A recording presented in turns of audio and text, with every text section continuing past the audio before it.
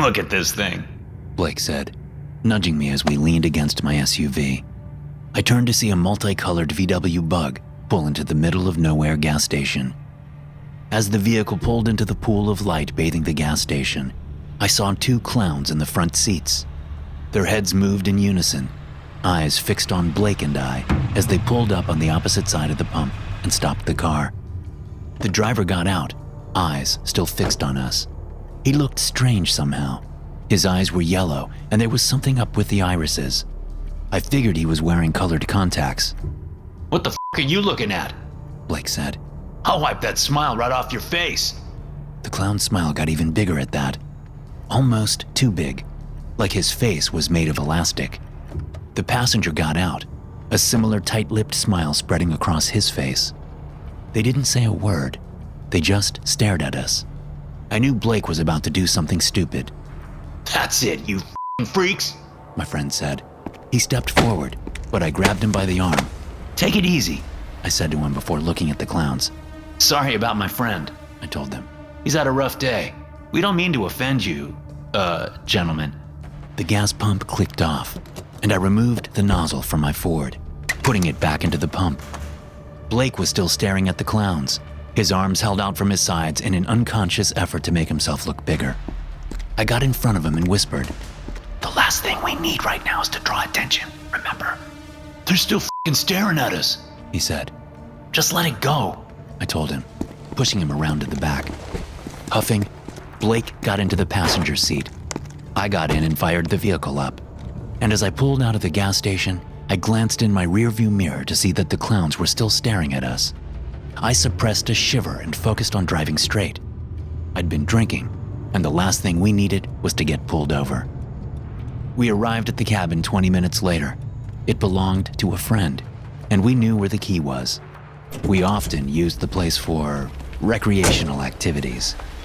Blake grabbed the booze and the other supplies from the back seat, leaving the main event in the cargo area for a little later. We cracked a couple of beers and snorted a couple of lines in the cabin, gearing ourselves up for the fun we had planned. But I kept recalling the way the clowns looked at us. What the hell were a couple of clowns doing out in the middle of nowhere anyway? And in the middle of the night, no less. There was a knock at the cabin door, making both of us jump. "Did you see any headlights pull up outside?"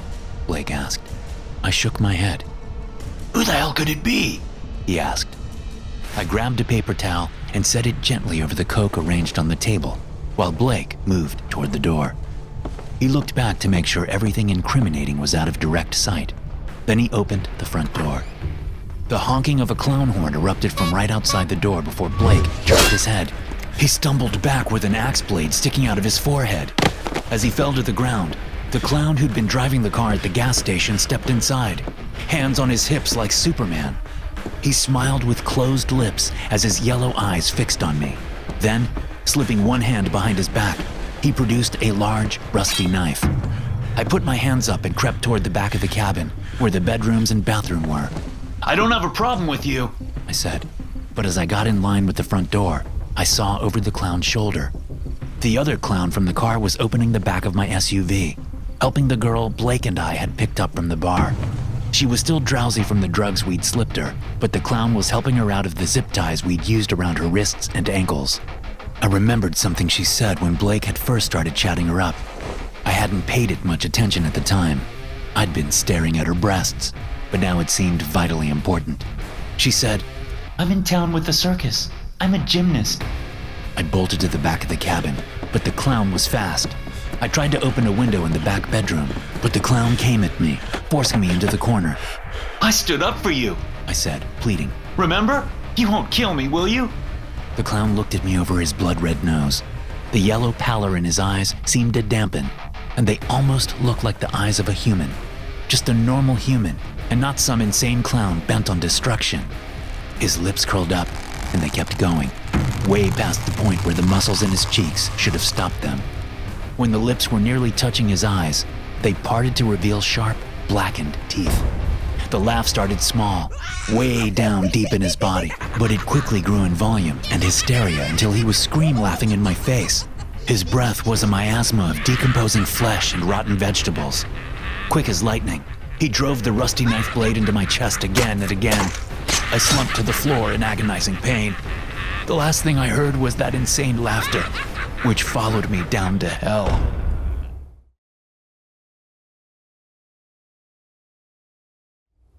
My heart was working overtime as I slammed the door to my apartment. Babe, My girlfriend called from her home office. did you forget something? I barely registered her question. I was going over what just happened, asking myself if I was dreaming.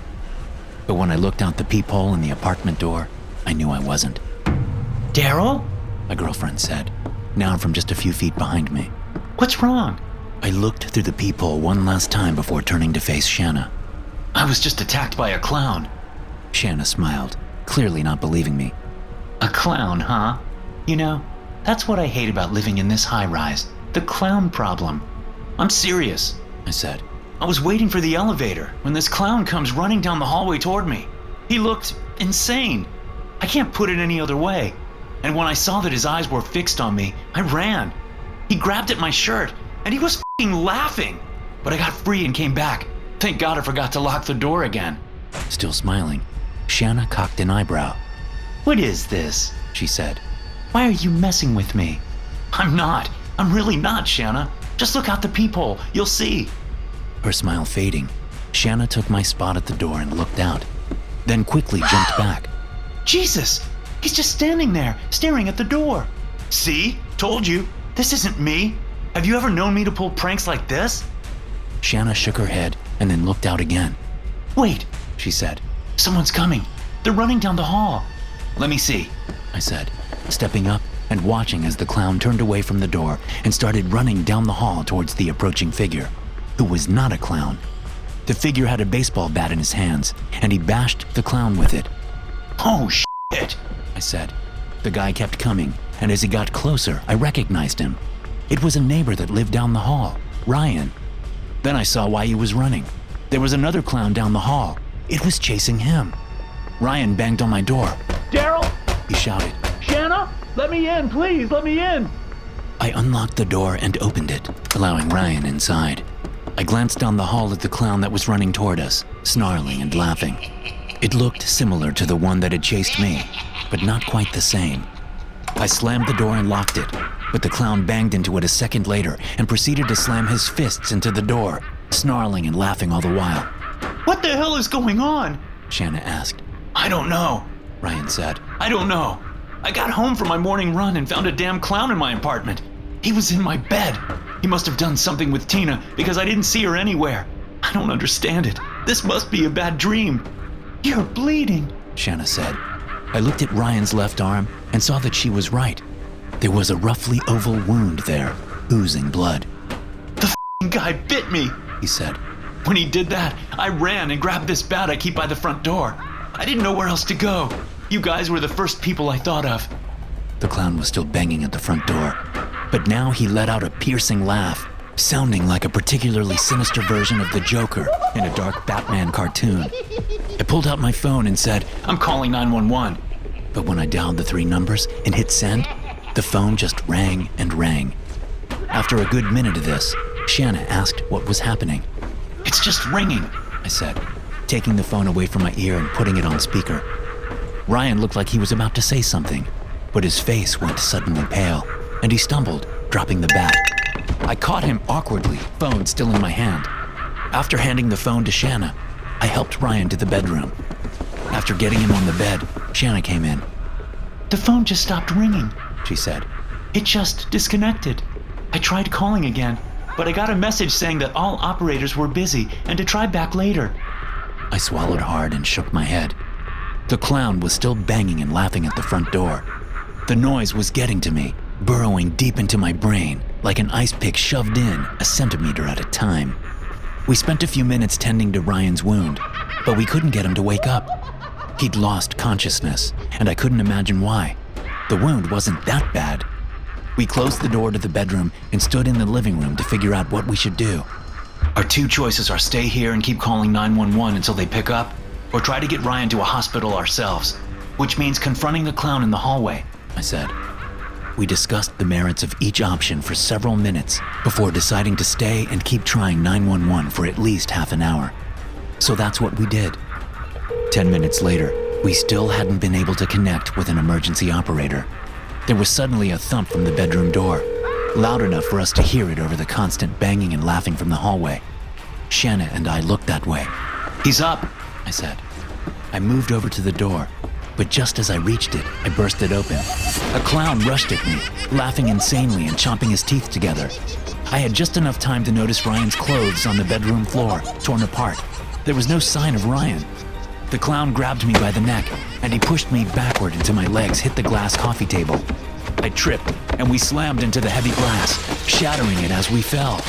The clown snapped at my face, his teeth barely an inch away.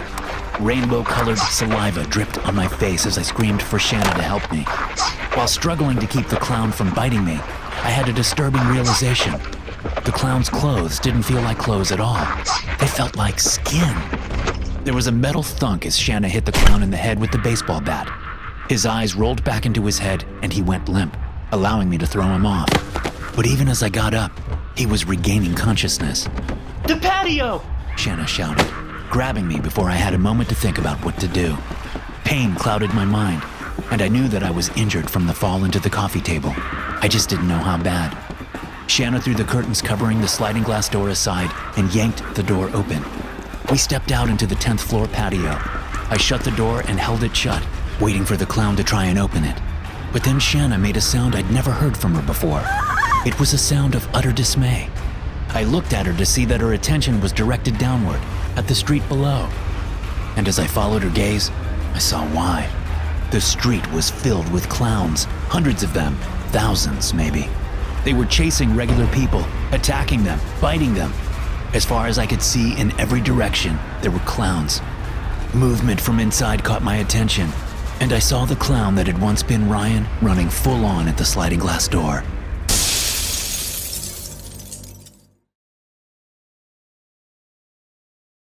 Most of the kids were pretty exhausted toward the end of my daughter's birthday party. They'd been riding a massive sugar high from all the cake and ice cream we served. And now that the small troop of clowns was packing up, having done the full 2 hours of entertainment we'd paid them for, the mood had calmed considerably. Some kids were still playing in the bouncy castle, while others were shooting each other with Nerf guns around the yard. All in all, it was a success. But as the clowns carried their supplies through the side gate to get back to their vehicle, I realized I hadn't seen my daughter Anna in several minutes. At first, I wasn't too concerned. I knew some kids were inside, watching a movie or eating the snacks we had put out. But when I got inside and looked around, I still couldn't find her. I saw my wife talking with another mom in the kitchen. Have you seen Anna? My wife's face immediately changed. No, where did you last see her? She was outside just a couple of minutes ago, I said. Can you check upstairs? I'm going out front. Without waiting for an answer, I headed out the front door to see the clown troupe loading up their colorful van. But something else caught my attention. Another clown was putting stuff into a 10-year-old silver sedan over to my left and across the street. I scanned the yard but didn't see my daughter. Then I heard a window open from upstairs. She's not up here! Evelyn yelled. There was a clown coming out from the gate, heading toward the van with a plastic bin of supplies. I ran over and caught his attention, pointing at the clown now shutting the back door of the sedan. Is he one of yours? I asked. The clown shook his head. No, not one of ours. We thought you hired another guy. I was about to say that I hadn't when the clown in question looked straight at us. I was still pointing at him. He froze for a moment, then hurried to get behind the wheel of his sedan. Hey! I yelled, moving toward him. Hey, stop! He didn't stop. He fired his car up and pulled out of his spot. My car was boxed in by other vehicles, so I knew I only had one chance to stop the guy. I ran at an angle to my right, hoping that I could get into the street to make him stop. But even before I'd taken 4 steps, I knew it wouldn't be possible. Thinking fast, I detoured and picked up a basketball from the front yard. The sedan's front windows were open, meaning I only had one shot at this. I knew my daughter was in the car. I knew it. There was no other reason for him to act like he was. As the sedan came abreast of me, I was still a good 10 yards away. I threw the basketball with all I had, compensating for the speed of the vehicle. aiming at where the window would be instead of where it was. The basketball sailed through the window, bounced off the dash, and hit the clown in the face, knocking off his red nose. He wrenched the wheel to the left and smashed into the front of a truck parked at the side of the road. I reached the vehicle moments later, but I didn't see my daughter. Although dazed, the clown put the vehicle in reverse. I leaned through the window and punched him in the face. Then I hit him again, and he slumped in the seat. I knocked the gear shift into neutral and then checked the back seat. It contained nothing but a few small bags and a bunch of fast food trash. So I wrenched open the passenger door and pulled the dazed clown out, tossing him onto the ground before grabbing the keys out of the ignition. Using the keys, I opened the trunk and found a squirming duffel bag there. I unzipped it and found my daughter, who'd been gagged and bound. My wife came running up and hugged our daughter, who insisted that she was okay. We learned later, after the police were called and the man arrested, that he was wanted in 5 other states for abducting children from birthday parties and then killing them. His reign of terror had come to an end, and that was the last time we ever hired clowns for a birthday party. We stuck to magicians from then on. Thanks for watching. Be sure to subscribe and smash that like button to get notified every time I upload a new video. You can also check out some more of my animated horror stories right here.